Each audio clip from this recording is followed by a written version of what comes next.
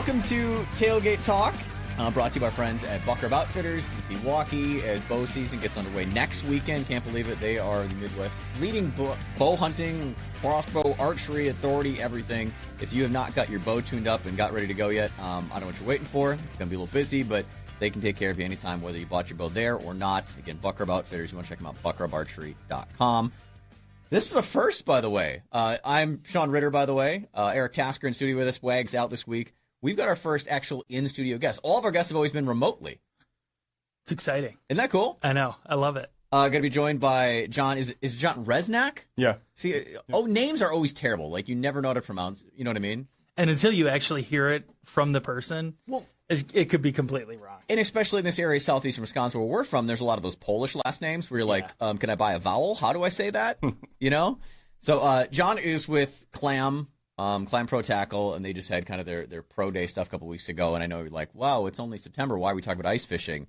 Supply chain is like a huge thing, and they came up with all these new products, and I wanted the opportunity to talk about some of these new things because as soon as they hit the store shelves, they're probably going to be gone. So if you know about what's out there before it hits the store shelves, I think that's the benefit to you instead of waiting around till it comes out, finding out about it, and then you can't find it anywhere.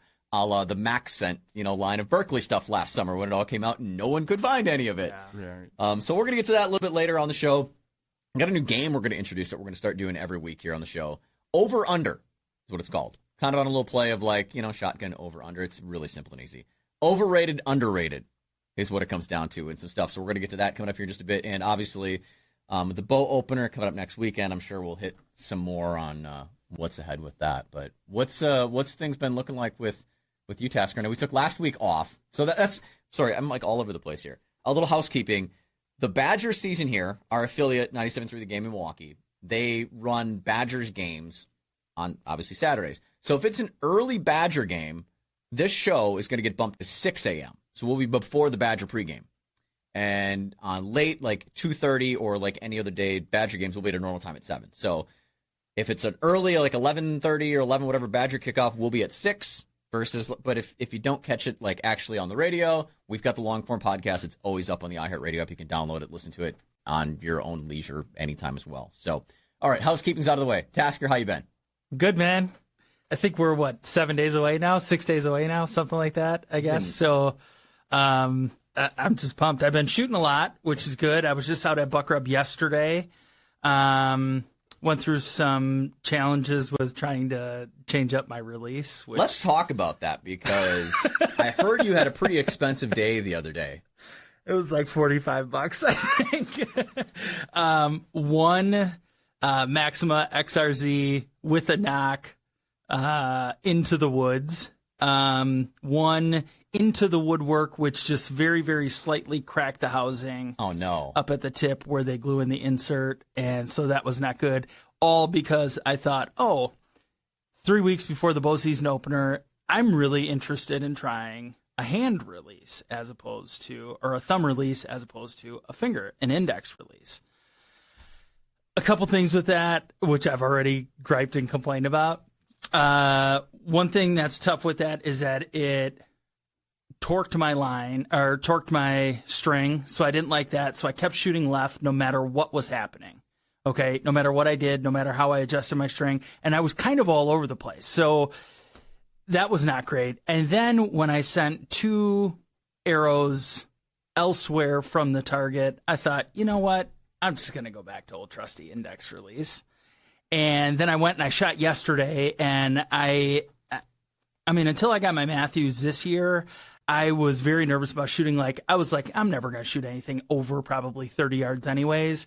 I felt really, really good at 40 yards as the back wall at Buck Rub, and I was happy with that. So I plan on trying to get out there a couple times next week and do the 3D course, just so that it's actual live targets, whatever.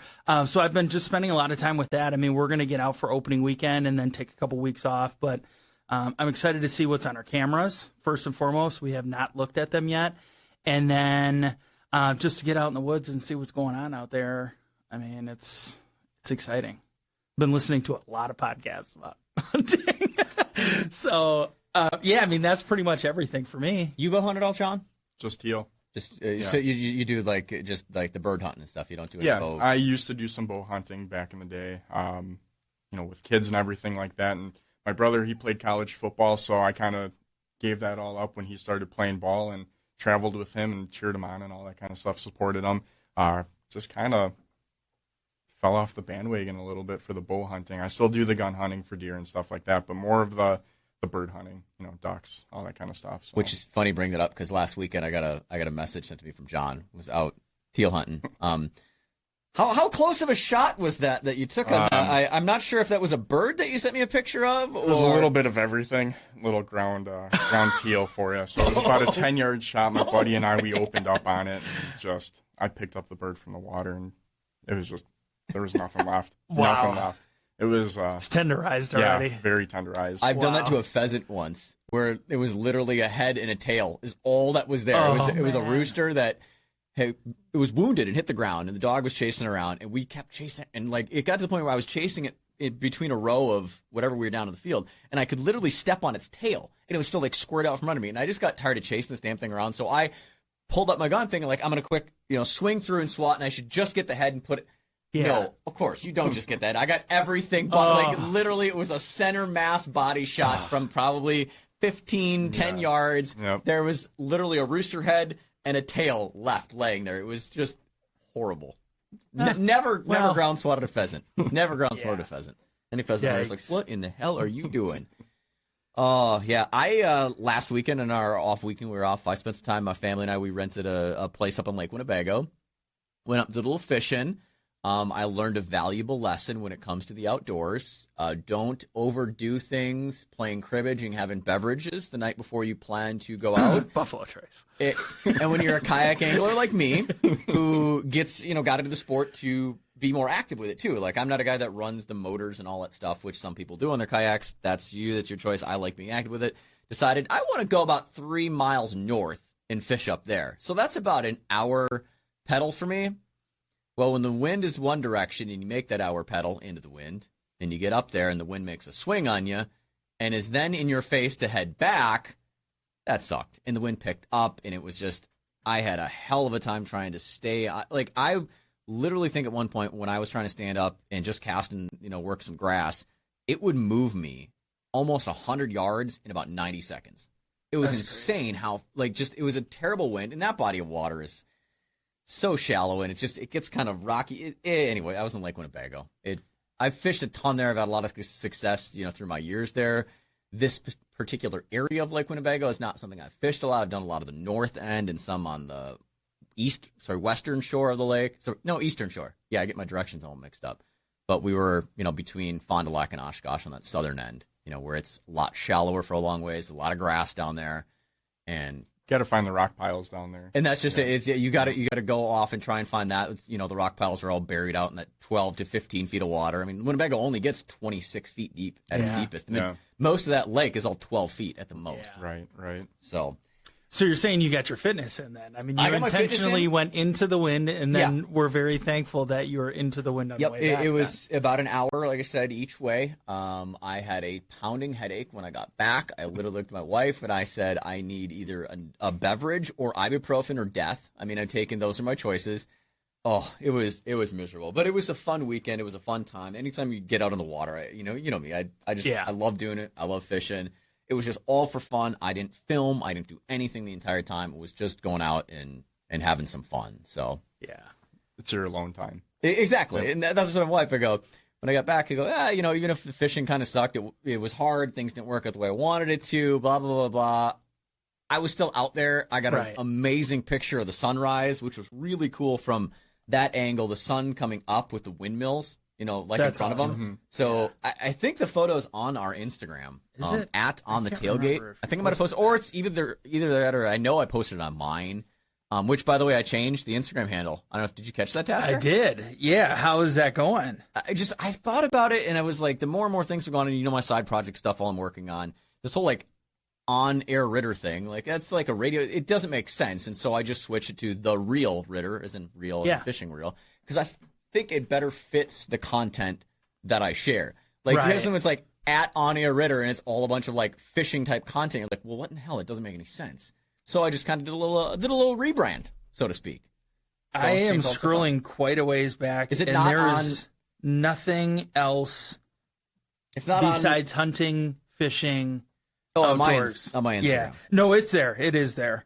I was just thinking, like, in terms of your... So I know on Instagram it makes it hard to zoom in, but like if you zoom in, you can see the like windmills. It was the most gorgeous thing in the world, and I was like, oh man, this is I just want to sit and just enjoy this view. I was sipping my coffee, slowly pedaling myself out there, and it was like the best, you know. And anytime you think about walking to the woods in the morning, you know, you're getting on the lake first thing right away. It's always that like excitement, anticipation of that new day, the new opportunities, the new possibilities. What could be? What fresh hell awaits you when you like, you know, when you shoot into the woods and miss, or you know, whatever. But that's you know what being in the outdoors is all about. So Well, I've gone back quite a ways, and there's nothing but fishing you're on your looking at my Instagram. So Instagram? you're right. It makes sense. yeah, it just So- you know you got to go with what makes. I'm trying to think. What's the everything is pretty much outdoors focused. Yeah. Yeah. Which, I mean, that's just your brand. That makes sense. Hey, look, here's the wonderful So- video that we keep referencing here on the show, especially when Wags is here, about, you know, when shooting and practicing and warming up for a season to shoot from the positions that you're going to be in, a la Right. turkey. And I had the limb of my bow clip me on the knee while I was sitting down. That one's one I think Wags is always going to remember. But yeah, I'm curious what Wags is feeling. You know, he's been really busy with getting things set up on his land, and you know, he's all super excited about his new Reznack blinds that he's got set up on his property. And Yeah. Yeah, he sent a couple pictures of the bucks that he's chasing this year. He's got some nighttime photos. I don't think he's got any daytime photos yet. So, you know, hopefully one of these days he'll start getting some daytime action on his cameras, and hopefully it's just in time for next weekend. All right, so got to talk about a couple more things here yet this morning. I want to talk about, we mentioned it on the show a couple weeks ago, deer and COVID. Deer liver. Do you eat it? Do you not? And a ban that was put on that. We'll get to that. Some DNR reminders for bird hunters. And before we play over under, I think we need a king update. If you're not familiar with the legend of King, King is the giant 10-point buck that walks around our broadcast facility. We've had many sightings, and just what the latest one is.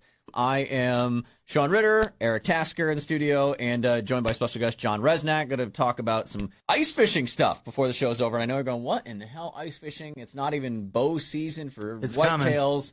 It's going to be before you know it. And supply chain, supply issues. They dropped a bunch of new product, and some of it's pretty cool, so I want to be able to share that with you. So we got one of the guys from Clam, one of their pro staffers, to share some of that info. We'll get to that coming up here in a bit.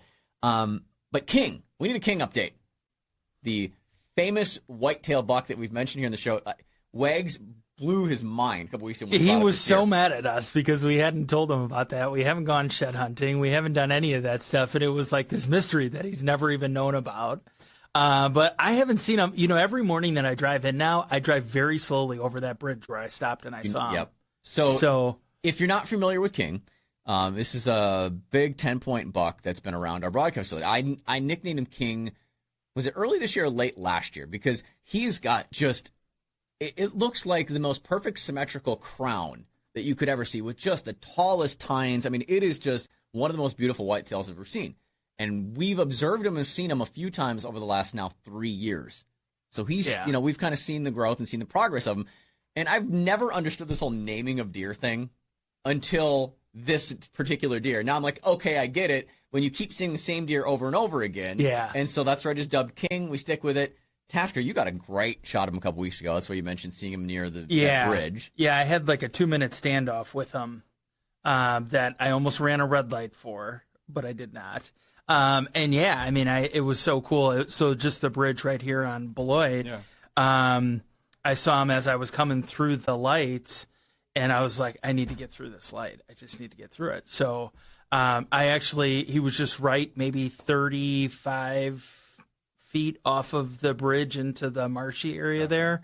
And yeah, it was like a 2-minute standoff, just eye to eye. He winked at me at one point, I think, just saying, "Gotcha, sucker. You're never going to come get Whistle me." a little something to you. Like, Yeah. oh, hey, big boy. Hey, big boy.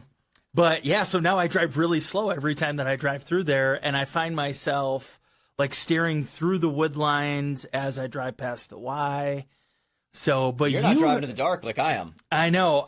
Now it's starting to be darker in the morning. Update, 4:48 a.m. He's out moving. Oh, man.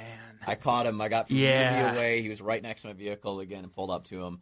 Got a pretty blurry picture because, okay, I've got an iPhone, right? The iPhone 12, and it works on the stupid Face ID thing. You don't think about it. The Face ID does not want to work so well in the dark. Yeah. So I'm trying to whip my phone to get a picture. I'm trying to unroll my window at the same time. I can't get the Face ID to work. I finally get typed in a password. I realize as I snap the photo, he's already walking. I unrolled my back window of my vehicle, not my front window. Oh. So it's kind of a blurry shot. But it's a decent picture of him still. That is on our Instagram, @OnTheTailgate, if you want to see the picture of King in the latest update. But I'm sure pretty soon we'll have him run around the field. I hope so. Behind us. He's been right here. There's been a number of does out back there, unless there's one fawn that's out there that, maybe it just doesn't have any antler growth. But there's definitely 2 adult does that are walking around back there and a little one. So, I mean, that's always cool just to see that. And then when I came in this morning, I saw there's like your coop of turkeys that's out there that is out there almost every morning now. It's like clockwork. They're out here running around. Just right outside the window, too. Yeah. Unreal. There's got to be, 20? And that's just it. The size of the flock has gotten bigger and bigger. So it started out that they obviously were still split up, and there was kind of like a little hen grouping of 2 hens and their little poults. And then you had kind of like 1 pair of jakes together, and then it became 4. And now they've got a full frat house. I mean, there's like 8, Jake/Toms. Next year some of them will all be, full-grown Toms at this point that are out here walking together. And now you've got, I think it's 6 hens and all their poults. So it's quite the flock. Yeah, it's quite the flock of turkeys that are walking around here. It's fun to see. Just imagine for all the homeowners around here if they got them roosted up in their yard, walking out in the middle of the night or something like that. And get spooked real bad. Yeah. Yeah. Turkeys getting out of a tree sounds like a helicopter. It's terrible. Yeah. It's frightening. Because you're not used to walking in the woods at night, and something flying over the top of you, it spooks you every time, even though you expect it. Without a doubt. Every time. Yeah. All right. John, do you eat deer liver? No.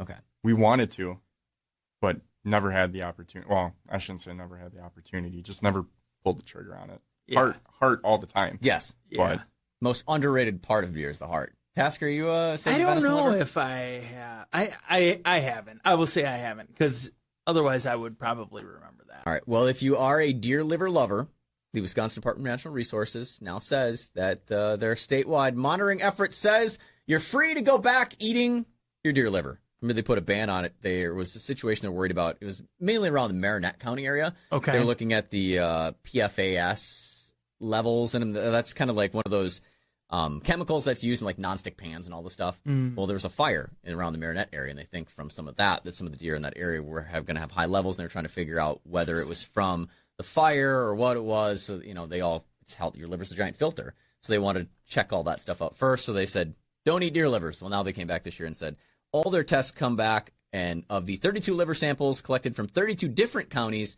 none of them showed elevated levels of that. So you're safe to go about your deer liver consumption if that's something you choose. Liver's not the first thing I'm choosing. It's not. I mean, I don't know. I'll still take a backstrap any day. Just go for the good stuff right away. Growing up in the Bay and shooting diver ducks, like, to me, a goldeneye, that's about as close to liver as you get. It tastes pretty livery. Yeah. You know what I mean? So if I'll eat that, I don't need to actually have liver. So we're going to get into over under, a new game that we're going to start here on the show. We're going to do this every week. It's overrated, underrated. Pretty simple, pretty straightforward. I've just got a couple of things I'll throw out there. All you need to do is say whether it is over or under, as in overrated or underrated.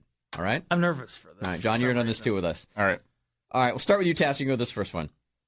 Smell of a swampy marsh. Overrated, underrated? Ooh, that's underrated. I love it. Yeah, because I would say under. Because it reminds me of a lot of different things. I mean, I feel like sometimes that just smell. I mean, I like playing golf, so it kind of smells like that because there's so much of that adjacent to golf courses. So I love that smell. But then also it just gives you that feeling. I mean, if you're smelling that, you obviously need to be like outdoors. You need to be in the woods. You need to be close by all that nature. So I would say underrated. John? Definitely under. Yeah, love that smell. if you definitely want to smell it, try to go out and find some swamp to go duck hunt in, because there's like no water out there, so it's really really pungent. That's for me. It's a nostalgia thing for me, where I would say underrated. Like, I want to say overrated because I mean it is kind of a stank smell, but there's that nostalgia of being a young kid and getting into waterfowling that I will always. And I started hunting marshes and swamps and stuff and trudging in, you know, as a 16-year-old kid before I was hunting fields and stuff. So it just there's something like about that smell. All right, self-checkout lanes. Overrated, underrated? I say underrated. I mean, I do that all the time. And I don't understand why people wait in line. It's a little bit of both for me. I used to come from that background back in high school and college and stuff like that. Worked for a grocery store and worked both the register and the self-checkout. I'm going to stay neutral on that one.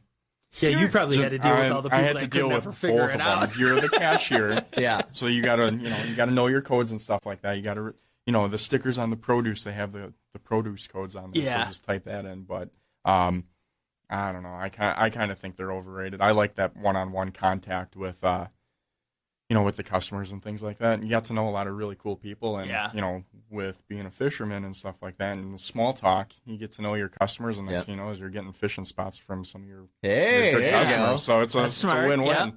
Please place item on the bagging area.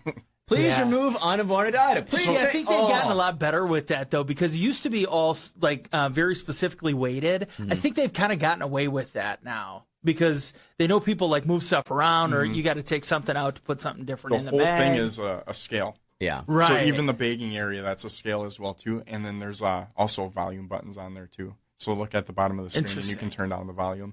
Have either of you noticed that outdoor sporting goods stores do not have those?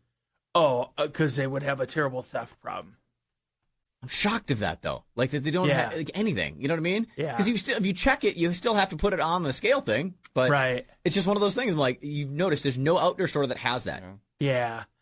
I'm not surprised by that. I worked at Shields in college, and I mean, our area, the area I worked in, was right next to our theft prevention area, and I mean, you would not be shocked by how many people are already stealing things. If there was just an opportunity to have something like that where you can try and like scan stuff, I would not be surprised. I had a lady at Festival Foods in Fond du Lac last weekend as I was checking out, and my son was in the cart, and he likes to throw things in the cart. Well, there's like a bag of potato chips, and I'm like, let's not have potato dust. So I threw it in the bottom of the cart. She was staring at me like a hawk, of like wondering of whether or not I was paying for this or what I was. I'm like, listen, lady, I'm not stealing a bag of potato chips. If I'm stealing anything, it's the frickin' bison ribeyes. Okay, I'm stuffing those in my pants like every other criminal. I'm not going to be worried. Like, seriously. Oh, it was crazy. You wear your blazer in and you just tuck it in the breast pocket. Don't steal things. I never steal things. I've never done it. Don't ever do it. All right, one last thing to wrap up over under. Frozen microwave mac and cheese. I know one of the answers I'm getting here. Oh, that's for sure underrated. Thank you. For sure underrated. For a quick pinch, for sure. Especially since I got kids and stuff like that. Oh, it's a lifesaver sometimes. It's like a gourmet meal in my house. The little Velveeta cups, man. I swear it's all the kid wants to eat. Yeah. Well, Tasker, you want to just go ahead and take the floor here with this? I'm gonna go ahead and say underrated. I believe it was this topic of frozen mac and cheese that led to a 5-minute conversation about hot sauce and mustard on the last show. Yeah, 2 weeks ago, whatever that was.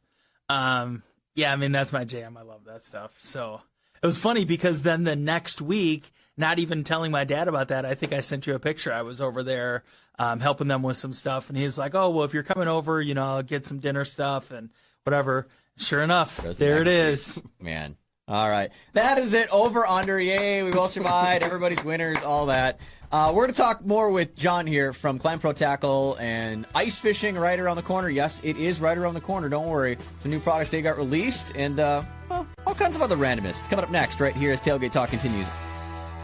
So the latest CDC guidelines recommend gathering outdoors. What a better way to enjoy time outside than archery? Whether it's practice for bow hunting or just shooting for fun, go see my friend Kaz and his knowledgeable team at Buck Rub Archery in Pewaukee. I got my bow there. I shoot there. In fact, my wife's even gotten into archery with me, and she's just as excited to have a new thing we can do together. Buck Rub Archery is your locally owned and operated one-stop shop designed for archers, where you can test any bow in stock before you buy, and they won't be undersold on any bow or crossbow. Plus, all come with full warranty and the personal touch service you'll only get at Buck Rub Archery. Stop in and see what I'm talking about off I-94 on Silver Nail Road, or look them up at buckrubarchery.com.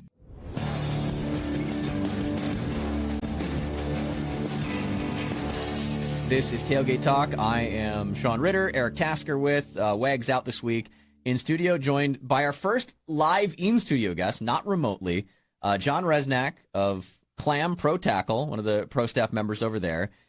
And real quick, just like background, how did you get involved with Clam and get in this whole thing? And they find, like, how does that go? Because I know there's a lot of people that are ice fishers, just fishermen in general, like, I want to be a pro staff, and how do I get involved? And what's the, like, how did that whole process happen for you? So it was,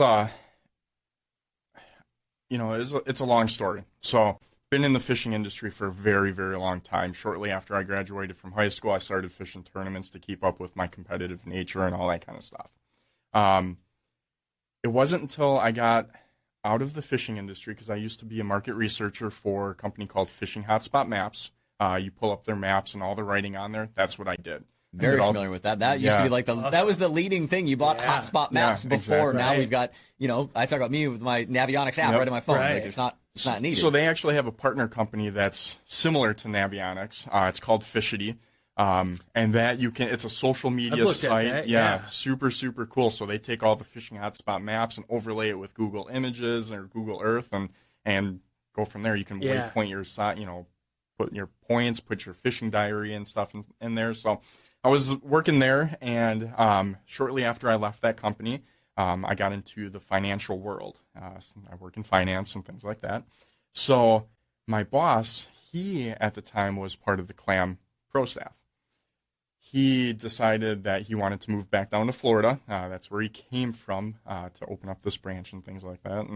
And then he said, "Hey, John, I'm going to have Matt contact you from Clam. Would you want to work for, take my spot?" And that's kind of how it all happened and fell in place. And I work at Cabela's 2 days a year in December when they have their big ice fishing sale, and kind of just promote Clam and promote ice fishing in general. So that's how kind of got headhunted, kind of got picked a little bit for it, and referred. So biggest thing that people new into or wanted that don't understand is it's not just like a, hey, so-and-so gives me free crap. Like, you still have to work. Like, you literally have to put in the work. The pro staff people are the ones that the company utilizes to work all the outdoor shows, to be the, and that's your job, is to, like, what you're doing here today. Yeah. To talk about your product. You're selling the product, you're selling the sport, you're trying to get other people involved with it. Because that's the biggest thing is, the uniqueness of ice fishing is it's not, nationwide. It's only in the ice belt. It's only in areas that create ice. Right. So it's always trying to get the new experiences and the new people into the sport. It's getting the young kids out. It's a very easy way to get young kids out and fishing because you don't have to have a big boat. So I started. Yeah. Extra limit. That's who I was. On the Bay of Green Bay perch fishing. I was extra limit. I was 4 years old. And it didn't take me too long to figure that out. But yeah. Well, and the nice thing about that, too, is that, it's not like they have to sit there and watch a bobber constantly and, like, go back and forth. And, like, Ritter, for your little one, you can break snacks and stuff, and you can just, like, they can just sit there. They can be warm. They can do all of this stuff and be, like, in this protected thing. Yeah, that's just such a great way. The debate is whether this year is the first year that I get him out on the ice or whether I wait one more year. We're still kind of on the fence of, like, what we want to do, where he's at with things. Like, I just took him out fishing for his first time. Yeah. And call me psycho, but I took him out fishing for the first time in my freaking kayak. Yeah. Which, again, psycho. I think I even said that in the episode that's on my YouTube channel that I posted about that, was that, like, not every kid can do that. Like, I don't, no one should ever, like, see that and expect, like, I could take my kid on. Like, not every kid is built for that. I've had my son out on my boat just paddling around and got, he's used to it and enjoy. So he knows how to handle himself in that situation. And that was the way he wanted, I want to fish with Daddy's boat. So, like, do you want to fish? No, I want to fish in Daddy's boat. Okay. You've shown your response. Right. We can do it. Right. I wouldn't recommend it for everyone. It takes certain kids to be able to do it. Me as a kid, I don't know that I'd have been able to do it. You know what I mean? Like, I feel like I'd gotten bored and been like, I don't want to do this. Yeah. He wanted to keep going. What's not shown in that video, in that episode, is, like, we end it where, like, we stopped and went, like, swimming for a bit. And that was after, like, an hour of being out, like almost an hour and a half. We got back in the boat and we fished for like 2 hours after that. And awesome. He didn't want to get out. That's awesome. That's so great. Because he fell in love with, like, just he didn't actually catch a fish. Dad was catching the fish. But what he liked is I would catch a fish and give it to him for him to release. So it was always, That's Daddy, perfect. catch another fish for me to release. Yeah. So that's where he really got into that. And ice fishing, perfect example. You can catch a fish or a tip up, and kids can see it, and great introduction. You're not limited by 18, 20 feet for your boat length. You're limited to the whole lake. Right. You can run around and do all that kind of stuff. So that's how I got involved. I was 3 years old when we went ice fishing for the first time. I remember we were on Tishigan. We got pictures of it. I was just holding fish, and I just remember my dad pulling me, on our sled. Yeah. And that was it. With and the rest of the gear. Yeah, exactly. And it's one of those where, my son's getting to that age where, do I make that decision? Do I introduce him to ice fishing this year, or do I wait one more year? The way I ice fish and things like that, I don't have a shack. I don't fish in shacks. That's just how I fish. I'm hole hopping the whole time. If I drill 100 holes in a day, that's typical for me. Wow. So it's one of those where, do we introduce them and just keep hole hopping and keep moving around, catch a bunch of fish? When I bring fish home, he's right there, face in the bucket. Hey, I want to see these fish. I want to touch them and all that. So maybe this is the year that we get them out there. So I do the shack. I've got my flip over Frable that I still run and gun with that, but I like having my shack because I treat it like a boat. It's what carries all my stuff. It's my sled to carry, and I've just got it there if I need the windbreak or a quick escape out of the way, or sometimes I just get out there and I just want to set tip ups and have one jig pull, and I'm not worried about jigging. I'm more worried about the tip ups are out there. This is just kind of more of a relaxing to just be outside type thing. It's kind of nice to have. Last winter I was out there at one point, and I was watching pregame. I think it was before the Packers NFC Championship game. I sat on the ice watching the Packers pregame coverage, just tip ups out, just hanging in my shack, just enjoying life, just relaxed. It's kind of my break away from life, and being a dad and busy. I mean, you know what that's like, being a busy dad and everything. And sometimes you just need that little 4 hours of sanity to just chill out. It's one of those things. Every year I fight myself. Do I buy a flip over? Because I have a hub shack. It's 4 years old, and I think it's been used 3 times. I just don't use it that often. Yeah. And if I do, it's, I'm taking a group of friends out or somebody that hasn't been ice fishing before, and I take it up as a shelter for them to go into if they get cold. It's a thermal, so I can put a heater in there, and it's super, super warm. And with me, I'm just one of those kind of guys that I fished in -10 before. I just put my jacket on, put my sled, carry all my stuff and just go. And I just ignore everything else. But it's one of those, every year, do I get a new, flip over? What do I do? And then every year I talk myself out of it. I mean, Clam's the originator of the flip overs. Dave Gens. Dave Gens. I mean, God that he is in the ice fishing world. He's the godfather of ice fishing. It's a cool experience to be on the Clam team, and then you go to Clam Pro Day where you have everybody from the ice belt, everybody from Canada, Alaska, all that stuff. And then Dave is there. I don't get starstruck all that often. And the first time I saw Dave, I was like, there he is. There he is. It was like a shining light and a halo over his head. And I'm like, oh my God, that's Dave. David, I was shaking. I'm like, it's so nice to meet you, and introduce myself. And then there's Jason Mitchell right next to him. I'm like, hey, Jason, I contacted you for Lake Sakakawea when we updated that map. How are you doing? And I wasn't even fazed by him, but here's Dave, and I'm just like, which that says it all. I mean, you say the name Jason Mitchell, most people are like, wow, you know what I mean? And then that Dave Gens is the level. Yeah, Dave Gens is right there, and you're just like, you're stumbling over your words like, oh man. It's a cool experience to be there and learn about the product and see all the new stuff and give your input on it. And that's really cool about Clam, is they take our input. That is from everybody. So I agree with you, John. That is one thing that I've seen of a lot of other manufacturers that maybe they do it, but we just don't see it. Mm-hmm. Clam makes it known that they invite all their people in to come see it.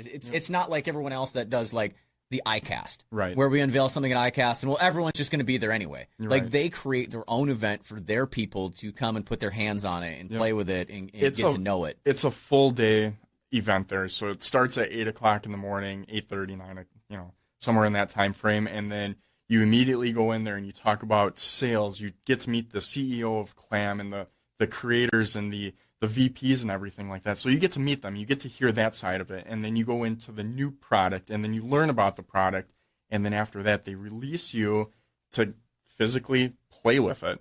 You get to see all the new plastics that are out there, all the new spoons and the jigs and the shacks and all the new stuff. And you get to see how they modify it. That's the best part about ice fishing is, You can take a great product and make one little turn to it and just completely blow everything out of the water and make it the best. Yeah. And that's what Clam does every single year is they take great products and make them that much better by just constantly redoing just little stuff. You know, the little things are what make something that much better. My favorite Clam product they've come out with in the last 5 years is that ice. It's the live well thing that they have. The live well. It's like a little zip up like mesh pouch that's got foam around the top so it would float, but and it's Velcro, so you open it up and put your fish in it.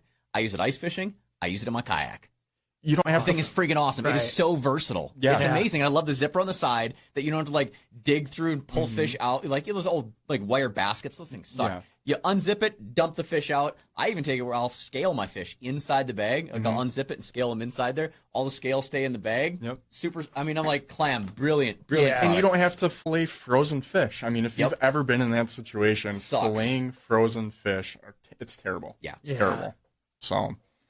All right, John, you mentioned it. New products. What are some of the new things coming out from Clam in the ice fishing world that we should keep our eyes peeled for when they hit the store shelves so that we don't miss our chance to have some of the best new stuff? Yeah, so definitely a lot of new stuff this year. They got the swirl dropkick jig.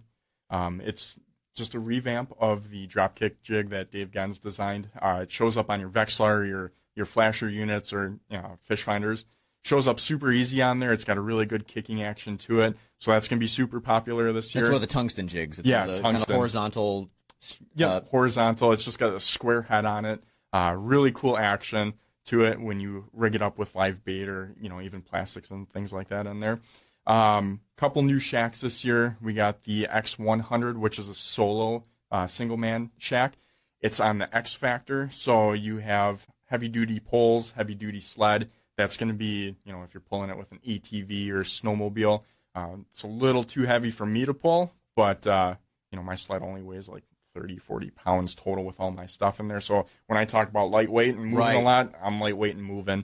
Do they still have the system for putting up the poles that works with the gloves? Like you don't have to push on that little tiny push pin that always seems to pinch your damn finger? I remember Clam got that too, where they've got like, it's a bigger grip where you just grip it and pull it up instead of having to push in that little pin. Yep, and then to collapse it, it's the same way. You just push the lever on there and it all falls right down. So they got some new bibs, some new ice gear. So your float suits, they also have, instead of bibs, they also have pants as well too. So that's super popular with like the snowmobilers and things like that. So they brought that over into the ice fishing industry as well too with pants instead of bibs. And a lot of guys that are ice fishing their snowmobile gear. Mm-hmm. Yeah. Yep. You see that all the time. I mean, I gun hunt in my ice fishing stuff. So, I mean.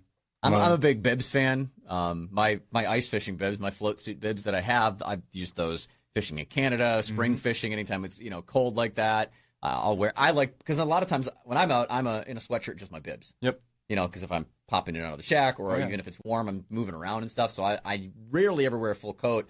I'm just in a thermal with a sweatshirt over it and the bibs. So yeah, that's kind of what I do. Under Armour 4.0, base layer it up and then just same thing I run. It's one of those where if you don't have it, you might be a little cold. But it's super simple. I try to pack as light as possible, and I just wear my Rise float suit. So it's not top of the line float suit for them. It's not the new Defender suit that's out there. It's just a good all around suit. So if you layer the right way underneath it, you don't really have to worry about getting the extreme suit unless you're up in like Canada or northern Minnesota where it's cold all the time. Are they making any suits that aren't float anymore? I mean, I remember a couple years ago when that was, float suits were like the rare thing, and now it's like everybody's starting to get into it, which is nice because I've always walked out wearing my inflatable. Yeah. It's just an extra level of protection. Exactly. To have it just built into your coat and know it's there, it's like, this is brilliant to make it into everything. They have, we have two non-float suits, and one is a brand new, it's a revamp of the Edge suit. So it's the Edge X suit. Super, super cool. If you're looking just to get a basic suit, that's the one to get. It's got thermal snare fleece in there. It's a long nap fleece that you'll see cross-branded into the Blackfish gear that they have. Okay. Super, super warm. It's inside my Gale hoodie that I wear. Super warm. It's a non-float suit, and then they have the Extreme suit as well. That's another non-float suit, but that's big down jacket on the inside. It's got a removable down jacket in there. extra thinsulate in there. It's super, super warm. So I know a couple guys in northern Minnesota, Lake of the Woods area, they have that suit because it's cold all the time up there. So, all right, what else tackle-wise? Tackle, they got the new spoon that's out there. I know you and I were talking about that. Yes, that's what I was hoping to get it, because this is the thing. It was kind of the first thing that I saw Clam post on one of their socials before Pro Day, and I was like, ooh, spoon. I like this. What is this all about? It is the ribbon leech spoon. It is super, super cool. It's for bigger fish, so it's going to be your lake trout, your walleyes, things like that. But the cool part about it is when you drop the spoon down, the hook actually goes on the backside of it, and they got a little flicker tail in there, and it waves back and forth. It's awesome. In the original water. leech spoon, I'm a big fan of that. I thought that was a great spoon when that thing came out. It was for fishing walleyes and whatnot. Absolutely fantastic. Even so I'm a big pan fisherman when it comes to ice fishing. I don't do as much walleye fishing. So when they came out with the panfish leech flutter spoon, it was all right. I found my new spoon. So because there's a couple spoons that I use that my buddies and I we call it the Reznack. It's called a Rembrandt. If you can find them, good luck. If you can find it, it's going to be at a garage sale. Yeah, sale or in the back of a tackle shop. You really got to look for them. But it's certain sizes, and down here in southeastern Wisconsin, on one lake in particular, it's super popular. Or at least I've caught a lot of fish on them, and then I just have to hand them out to my buddies because you can't find them anywhere really in that size. But with that leech flutter spoon, though, the panfish one, knocked it all out.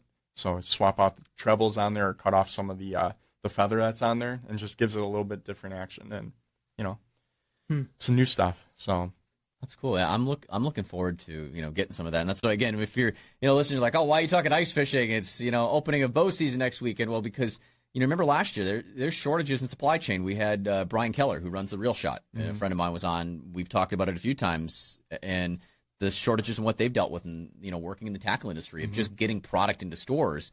That it's going to be the same thing even going through this year. So all these new products that are coming out, probably the supply that the store is going to get of this product is what they're going to have for the season. So it's going to hit the shelf, and that's all they have. Once it's gone, it's gone.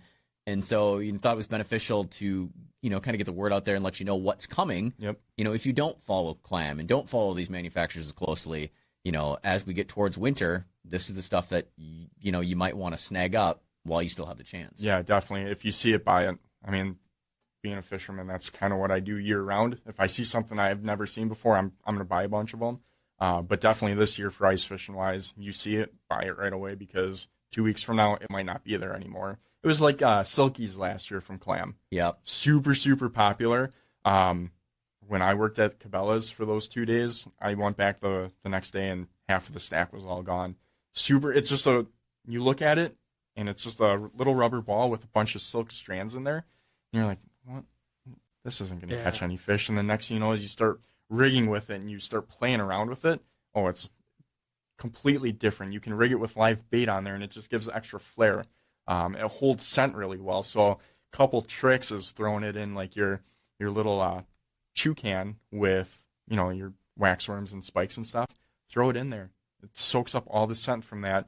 Throw it in your minnow bucket. It soaks up all of the minnow scent and stuff like that. So it's just an extra level of adding either finesse or power fishing and making your bait look really big. It's just another way of catching either finicky fish or super, go hard fish and active fish. Well, no matter what, every little bit helps. Mm-hmm. It's an easy trick to do. Yeah, it's a little changes that can make or break your day. It's as simple as, all right, well, I have a 1 pound fluorocarbon leader on there, or maybe I need to go down to a half pound, leader. And it's some of those things that, really make or break your day. If you want to catch big fish, you're going to either have to go really, really small, or you're really going to have to go really big and obnoxious, and you're not going to catch anything on that. And next thing you know is you're pulling up 9-10 inch bluegills. So. Oh, that's awesome. Look forward to it. I'm personally looking forward to ice fishing coming back. It's, Clam to me, shameless plug, for them being that they're a Midwestern company. I absolutely love supporting companies that are like right here, Minnesota, Wisconsin, all the time. Yep. So I'm glad to have you in. Yeah, glad to get the info guys. for you. Appreciate it. Yeah. Best of luck the rest of your your duck season, and thank you. good luck gun deer season. We get toward that, and ice fishing and everything going forward. We'll get on the ice this year. John and I have met. It's been a couple of years, and just never been able to hook up. And I've been away from fishing and everything for so many years with having my kid now. Yeah. But now I'm back. We'll get on the ice for sure. Oh yeah, this for winter, sure, some for sure. point in time. We'll drag you out, Tasker. He's like, I don't do waiting ice. for that. I don't do ice. I don't know. It's not that I don't do it. I've done it a couple times. I'm like, meh. Buffalo Trace. That'll keep me warm for sure. I'll bring the bottle. Oh You're good to go. no, you I'll be can't do there. that. You got to do the Wisconsin staple, blackberry brandy for that one. Yeah. Oh, there boy. you go. What is it? Something dog. Please don't tell me you're saying Mad Dog 2020. No. All right. Bird Dog? Bird dog. That stuff is so good. Is that the peach whiskey? No. They have a wide variety Okay. of it. But they've got like the blackberry, and they've got some of the other ones. That's what they blackberries. And Bird Dog, yeah. blackberry was the one that the 2 times that I have gone ice fishing, I've consumed that. All right, good to know. Help keep warm. All right, Clam Pro Tackle, check them out. Is their new stuff hits the stores, coming out really soon, ahead of ice fishing season. Probably going to be gone before ice fishing season even gets going with the supply shortages and stuff going on. So thanks again, John, for coming to join us. Yeah, We no appreciate problem. it. Thank you. Hey, how about this? Next weekend, the bow season opener in the state of Wisconsin. I know there's a few other states in and around the Midwest already opened up bow seasons, but whitetail deer are going to be in full effect, and that's what our show is going to be all about, whitetails.